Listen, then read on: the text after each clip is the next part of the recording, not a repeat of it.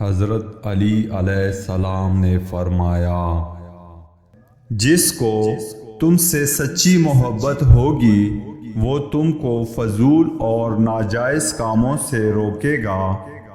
दुनिया में हज़ार रिश्ते बनाओ, लेकिन एक रिश्ता ऐसा बनाओ जब हज़ारों आपके खिलाफ हो तो वो एक आपके साथ हो।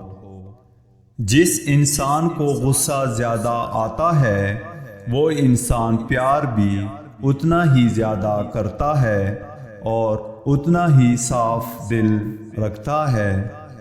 तुम अल्लाह के आगे झुको और अल्लाह तुम्हें किसी के आगे झुकने नहीं देगा। हमेशा खामोशी इख्तियार करने से तेरे फिक्र में नूर पैदा होगा।